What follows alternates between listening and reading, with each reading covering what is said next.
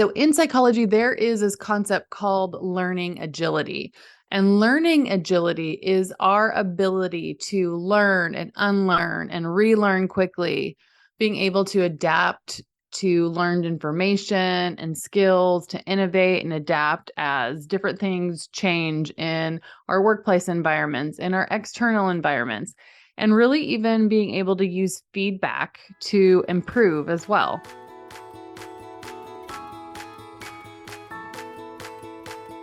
Welcome to You Belong in the C-Suite podcast. You are ambitious in life and in your career, but something is missing. You want to bring more of your passion to what you do, because let's be honest, you pour a ton into your work, and it needs to mean more. I'm your host, Laura Eigel. I'm a mom, wife, PhD, coach, advocate, introvert, and indoor rowing fanatic. I'm passionate about living a life that's in line with my values. We'll give you the actionable tips and tools you need to lead with your values, make a difference, and have career success. The world needs more diversity and authenticity in the top jobs at organizations. Your leadership belongs there. You belong in the C-Suite.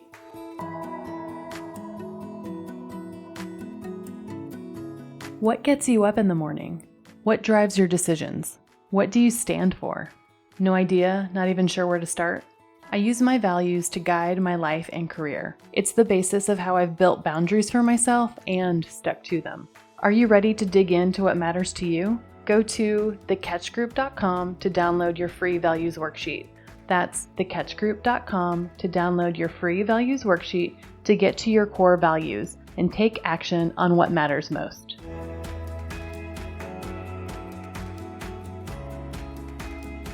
Welcome to this week's episode of the You Belong in the C-Suite podcast. I am excited to dive into a key question and theme that has come up for my clients, their teams, and my students recently. And here is the key question. How do you learn best? On the face of it, it feels like a very kind of simple question. Are you a visual learner? Are you an auditory learner? But today we are going to break it down into why it is so important to understand how you learn best and how that can benefit you for your own development, your career advancement, and how to develop that for your team. I'm wrapping up another semester of teaching, and I am celebrating the successes of our students at graduation. I'm an adjunct lecturer and program director for SMU's organizational psychology program, their master's program. And one of the pieces of advice that I usually give our graduating master's students is to understand how they like to learn. Personally, knowing how I like to learn best has been just a huge unlock for my personal growth, development, and career success. I'm a lifelong learner, and that links back to my core values of growth and development, developing others, and continual growth for myself. So in psychology, there is this concept called learning agility. And learning agility is our ability to learn and unlearn and relearn quickly, being able to adapt to learned information and skills, to innovate and adapt as different things change in our workplace environments, in our external environments, and really even being able to use feedback to improve as well. And so as I read that description, doesn't that sound like something that you want? You want to have high learning agility. You want to be able to learn and unlearn things quickly and be able to adapt to different things, use feedback to improve. So based on your strengths and your personality, you may be higher in learning agility than others. And that is a really interesting concept. But today, that's even a little bit more sophisticated than we're going to get. I want to kind of back up a bit, and I want to help you understand a little something more foundational. So whether you are high or low in learning agility, first, how do you know how you like to learn? So how do you know how you like to learn? And do you know that of yourself? And what's the benefit of knowing it? What's the benefit of knowing your learning style? So here's a couple of benefits that I can think of just off the top of my head. So first, personal fulfillment. So for me, especially because I mentioned my core values are growth and development, like that is key to my kind of career happiness. When I am not learning, I'm actually miserable. I feel stuck and I get kind of frustrated. And so I get a ton of personal fulfillment when I'm learning. So when it's being met, I am challenged and fulfilled. And when it isn't, I am just not a happy camper. Other benefits. If you know how you like to learn, you can develop your skills in your preferred method, right? And you can put those to work even faster. And I think that's back to my core value of achievement. I can learn something and put it to work faster. That might be linked to hopefully being higher in learning agility. I don't know, but often we think that training is the best thing for professional development. Very often in my human resources career, when leaders are saying, hey, I need to develop XYZ skill, they automatically, that knee jerk reaction is to look for a workshop or a training on how do I learn how to do that? When really, that may not be the best way to learn that thing or specifically for that person. Instead, they may need a critical experience or a project. So when you know how you learn best, when you know that about yourself, you can develop that skill faster and make an impact to you and the business. Another benefit is just really then the cumulative impact of learning new skills and getting more experiences. This is a big benefit. It's career advancement. So the more you are learning and growing, the more likely you are to be making an impact and advancing your career into new roles. I've saved one of the biggest benefits, I think, of knowing your learning style for last. And this one is my favorite. My favorite benefit to knowing your learning style, you become more self-aware. Building self-awareness is so, so important as a leader. And then you can then articulate how you like to learn to those that can support your career development. And that's why I love this piece of advice for my graduating master's students and really anybody who is entering the workforce. If you are able to be that self-aware and communicate that to your manager, then that is going to help your manager develop you and develop you faster. So, how do you even know how you like to learn? Let's dig into that next. I'll go over 2 ways to think about this. So, first, I think you can think about your own learning experiences. So I wanted you to do some reflection. So what was school like for you growing up? Were you a book nerd? Did you like working in groups doing projects? Did you learn best in a program with specific milestones? Did you excel when you had more time or got to talk something through with another person? Did you really not like rigorous things? Did you need more experiential things? Did you need to be able to move around? Like those kinds of things. So I'm not just talking about how well you did on tests or studying. I mean, when you actually learned a thing. What is something you remember learning growing up? And how did you acquire more knowledge or more skill? So when I think about my own experience, I think about learning musical instruments growing up as a kid. So when I was in elementary school, I took piano lessons and I did really well with a certain kind of teacher. So one that gave me positive reinforcement versus another kind of teacher who was more strict. So I liked the encouragement, but I also liked the accountability. I was also part of the orchestra. So I played viola for many years and I loved learning in a group environment and bonding with others. But when I compare that to playing piano, I did way better in piano and I excelled, I think, more because of one-on-one lessons versus a big group. And I probably picked up the piano, like learning it a bit faster because of that accountability. And I know I definitely practiced my piano more than the viola because there was that accountability there. So as I think about that and I think about kind of transferring those insights to how I learn now, I know I learn best with the support of a coach. So that one-on-one accountability, whether that is in rowing or in business as a leader. Now I have coaches that I rely on to keep me accountable and also moving forward in my goals. They give me specific things to work on. They give me that feedback that I need. So for you, I want you to do this kind of same self-reflection. reflect back on a previous learning experience. What is a theme or insight that showed you how you learn best in the past? And you don't have to go all the way back to, early childhood if you don't want to. You can reflect something of when you learned a new skill or a new thing in the last 5 to 10 years. So reflect on that. So that's one way to figure out what your learning style is. Another way to figure out how you like to learn best, there's a ton of assessments to uncover your learning style. First, one big caveat, there are a million not so great assessments out there that say that they can measure a lot of things. I haven't done it, but you can probably find a free assessment on learning style with a very quick search on Google. You'll probably find hundreds of them. I'm not sure how good they will be, but I'm sure you can find a few. But one assessment that I use in my executive coaching practice with clients to gain self-awareness is called the Hogan assessment. It's a popular one in corporate America. I've been using it for over 10 years and I'm certified in it. And here's why I like it. It is science-based, validated, and Hogan just does a lot of research on their product. So I love it as a tool for self-awareness in coaching engagements and for leadership development.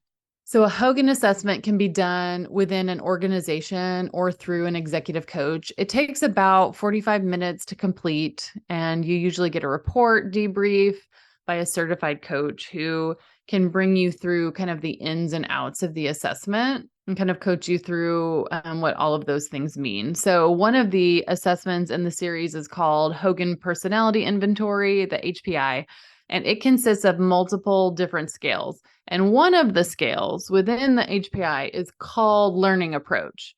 It is a measure of how you like to learn, not if you like to or not. Instead, it kind of describes the way that you learn best, that you like to learn best. So let me tell you a little bit more about learning approach. So if you are high in learning approach, you like to learn more formally. So for instance, you might like going to conferences.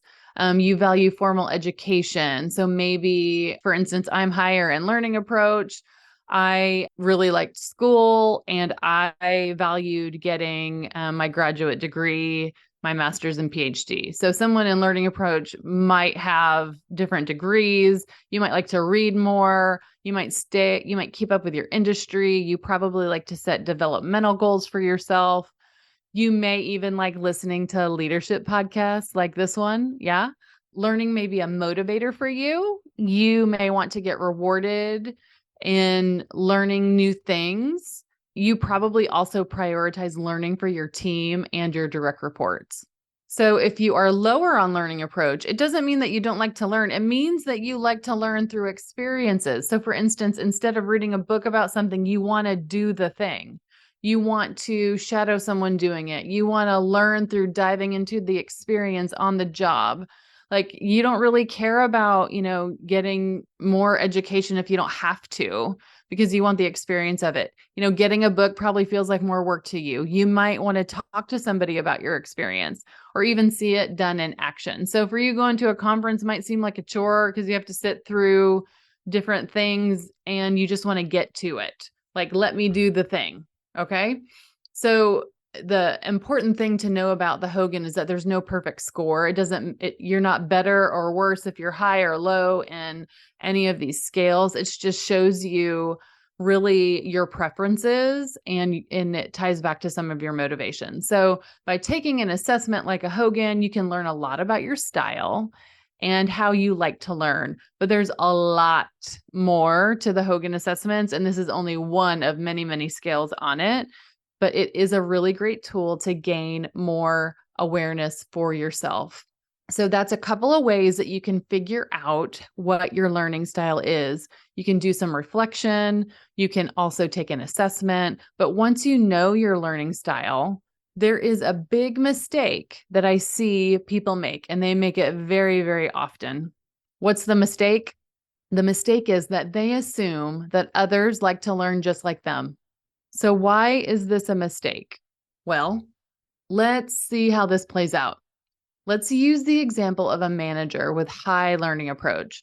So this manager likes to read and learn, and in their one-on-ones with their direct reports, they often suggest books to their direct reports, knowing that there's meaningful insights to each one of them. They may even give the book to their direct reports as a gift, right? So one of their direct reports often follows up with them about their learnings from the book. They have different conversations, which lead to different insights. And eventually, the manager connects and prioritizes them on a specific project to continue their development, just because they've had this deep reflection, right? However, one of their other direct reports, they get the book too, but it just kind of stacks up on their shelf. The manager tries to engage them about the book a few times, but they haven't read it yet. They mean to, but they just haven't gotten to it. Manager also sends them a podcast recommendation, and eventually the manager gives up sending them stuff. In their one-on-ones, they talk mostly about upcoming projects, which isn't bad. They're talking about different things. So why is this a mistake? And who's making the mistake? Here, the manager's making the mistake because they are assuming that their direct reports learn just like them. Maybe one of those direct reports has high learning approach and the other one probably doesn't. It isn't that they aren't receptive to development. It's that they aren't receptive to learning in that same way. And remember, there are a ton of ways to learn. So it doesn't make a difference if they don't learn just like you. That's actually probably a benefit. That means you have diversity of thinking on your team. So what I want you to do is to not make that mistake. I want you to figure out what does work for them. I want you to ask them how they like to learn and then follow up specifically in that way with them in their career development. Often managers with high learning approach reward their direct reports with learning opportunities, like going to a training or a conference or getting a certification, that book, those kinds of things. And that sounds amazing to someone who is also high in learning approach, but for others that don't like to learn that way and they need to learn on the job, it may feel like more work to do. And it may actually decrease their motivation because they feel like they've been kind of piled on more and more work. So just like you need to know how you like to learn, ask your direct reports how they like to learn and incorporate that into their development conversations. And just like there are benefits to understanding how you like to learn, there's even more benefits when you think about that for the team and the ripple effect. You can understand how they grow. You can be able to grow their careers and build effective team members that make bigger impacts on the business, right? And for themselves and their career advancement. There's another episode that we did earlier in our seasons called 5 Questions to Ask Your Direct Reports. We'll link that in the show notes for you because there's lots of other things that you should know about your direct reports too, not just how they like to learn. So we'll link that so that you can incorporate some of those important questions into your one-on-ones. So today we have talked about all the benefits to knowing how you like to learn: personal fulfillment, faster development, career advancement, increased self-awareness, and developing your team and advancing their successes. I just love to talk about this. I feel like learning and development has just been a big part of my career. I have worked in learning and development within Fortune 50 companies. I was the chief learning officer at YPO for several years. And now I help leaders learn and grow through workshops and through individual and group coaching. So I really, and this theme keeps coming up I think it always will. And I will always love talking about learning and how to help people do that in the way that works best for them. So I hope that this episode has given you something to think about. Reach out to me for further resources on any of the things that we talked about, specifically the Hogan assessment or any other coaching needs at hello@thecatchgroup.com, or feel free to send me a message on LinkedIn.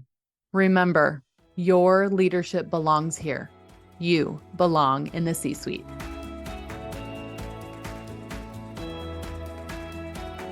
I want to thank you so much for listening to the You Belong in the C-Suite podcast. If you are enjoying this content, please remember to rate and review on Apple Podcasts. By leaving a review, you are helping others find this content. We will be featuring 5-star reviews on air in upcoming episodes. Editing and support for the podcast is done by S&E Podcast Management. To get more tips and tools to help you live a life guided by your values, go to thecatchgroup.com. Keep your boundaries and take care.